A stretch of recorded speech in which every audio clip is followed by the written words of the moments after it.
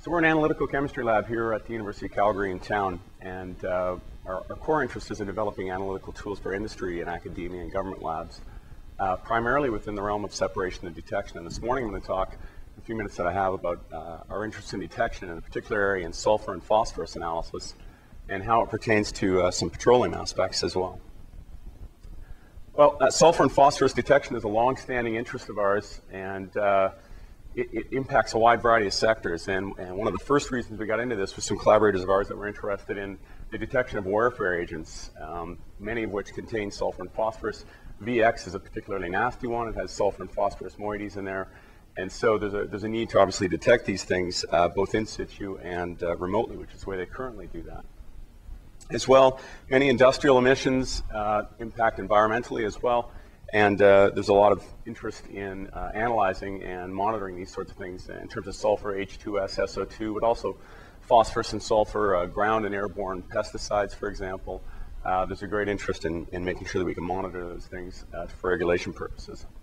And then finally, by way of a third example, industrial online monitoring processes for quality control purposes and keeping up with regulations, regulatory bodies. Monitoring the sulfur and phosphorus content of certain petroleum and chemical feedstocks is also important as well. And so all of these things have in common the fact that many of these things lie in very complex samples. So our objective here is to try and measure, one or two, maybe a handful of sulfur compounds in a host, hundreds, maybe literally thousands of compounds of hydrocarbons, which can make the task very difficult and very cumbersome to do.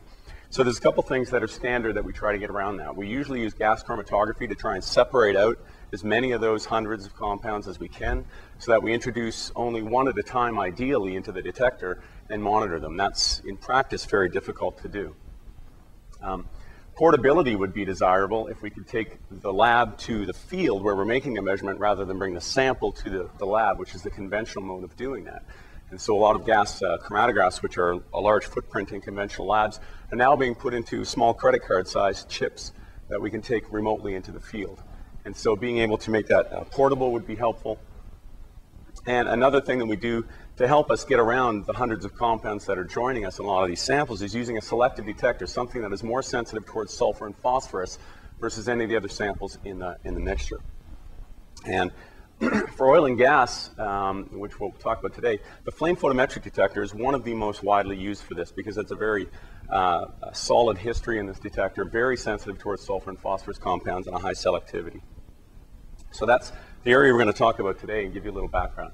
Well, the flame photometric detector, just by way of a bit of background here, is a fairly simple detector. It's widely used for sulfur, phosphorus, tin, a number of other elements. It generally gives you about anywhere from 1,000 to 100,000 times the signal for sulfur and phosphorus as it does for any hydrocarbon in the matrix. It detects down to about 10 to the minus 12 grams, a very good detection limit. Very simple, rugged, and reliable. It takes a lot of abuse and gives really good performance on a consistent level. The idea is very straightforward. You have two concentric tubes. You have air coming through the middle and hydrogen, and your effluent from your gas chromatograph comes around the outer side. They blend together here within a quartz enclosure. We operate this hydrogen-rich, and we get a diffusion flame here that creates chemiluminescence. So when sulfur or phosphorus come through this, the flame glows. So sulfur gives a nice, beautiful violet color. Phosphorus gives a very intense green color. This is picked up by a photomultiplier tube, so more compound, more light, more signal. That's the way we generally quantify things.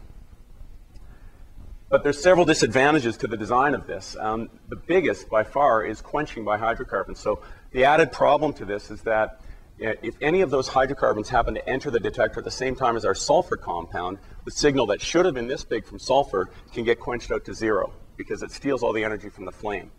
And so that leads to a big problem. If we analyze something and we see no signal, is that telling us that there's no sulfur compounds present, or is it telling us that the quenching is going on and we just can't see the sulfur compounds? Makes regulation very difficult. Uniformity is also an issue. That is, we'd like to have the same response per gram of sulfur for all compounds rather than having to calibrate for each one, and uniformity can be a bit of an issue as well. And portability is also challenging. This detector requires several hundred mils per minute of support gas. It requires a quartz enclosure, so it doesn't like to be operated enclosed too well. Reducing this burner to something, on the size of your hand for micron dimensions is very difficult, and even if you do, flames at that size are very unstable. They just blow out. So trying to do that is difficult, and so we've been working on developing something along these realms to help these disadvantages. First one we'll address here is the portability aspect. We've been playing for some time now with something called counter-current flames. So if you take a basic diffusion burner like this, where we've got one tube inside the other, but now you take that air tube and you oppose it now. So now you've got air coming down from the top, hydrogen and effluent coming up from the bottom, and you immerse this tube inside this tube, you get what's called a counter-current flame. So this flame now operates upside down, and it burns very, very stably on this front, and it has some very interesting properties. I'll just highlight the main ones that are pertinent today. It's stable at very high, but also very low gas flows. Only a few mils per minute are needed to support this detector, so that promotes portability. It can operate enclosed quite readily. In fact, these dimensions, we've taken these down, I'll show you in a moment, down to micron dimensions. We've operated this inside of a capillary gas chromatography column for hours on end very stably.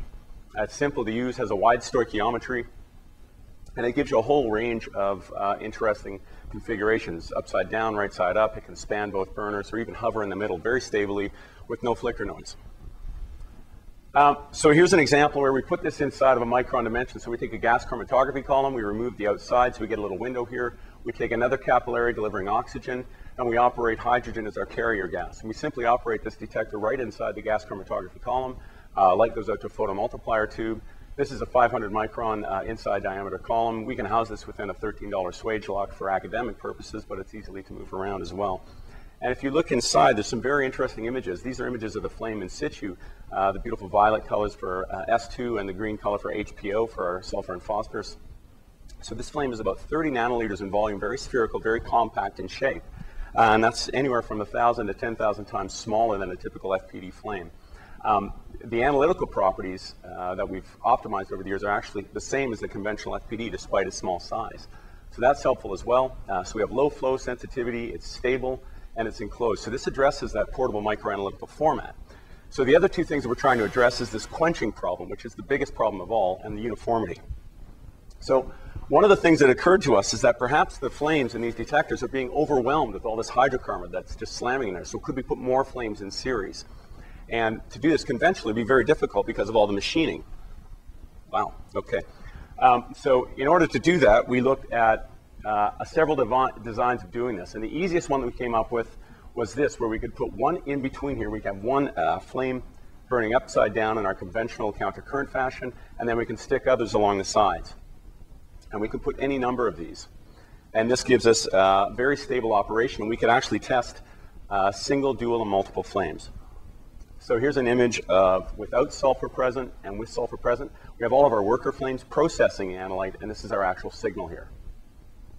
So we wanted to look at analytical properties. This just quickly shows you a quenching experiment that we did, where we add a model quencher methane and look at what happens to the signal. So with a single flame, if we add a little bit of methane, our signal gets killed. When we add 2 flames, it actually recovers a bit. With 3 or 5 flames, we maintain about 70% of that signal. So it's actually quite quenching resistant.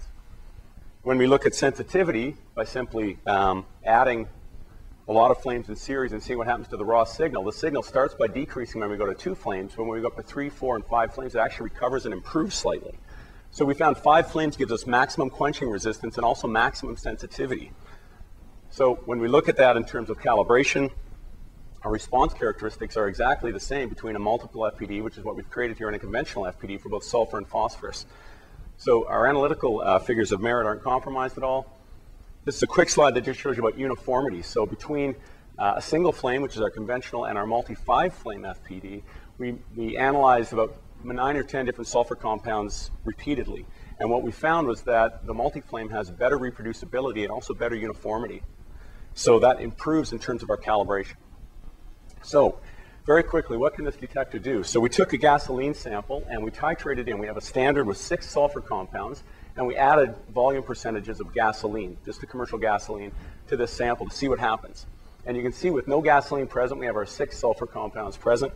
And as we add 20, 40, and 60%, eventually the signal is just killed. So that demonstrates the issue of trying to use this detector in situ.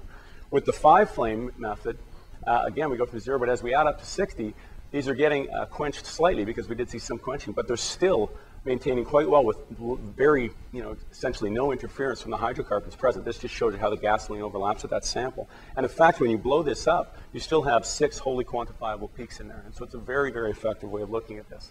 And one final example here is for diesel analysis. So here is one where this shows you an FID trace. You have literally hundreds and hundreds of compounds present in that diesel sample. We'd like to see which one of them contains sulfur. So when we try to do that conventionally, we look at our single flame, but it's quenched because of all of these compounds. So that would tell us there's no sulfur compounds present. Are there, or are we just being quenched?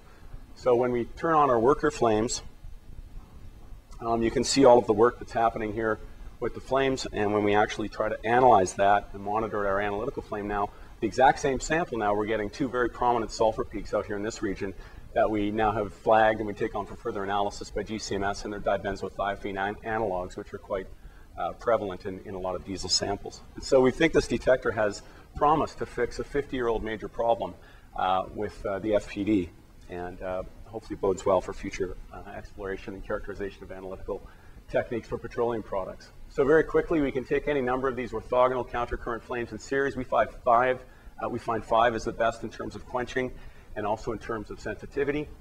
They give us the same figures of merit as what we've come to expect from this detector in industry, but the design is much smaller, much more flexibility in terms of microanalytical applications and ways that we can promote that. So very quickly, I'd like to thank Dr. Taylor Hayward, who did all of the work on this project, who's now off working in industry, and of course NSERC, who's provided all the funding to help us promote this method and develop it. Thank you for your time today.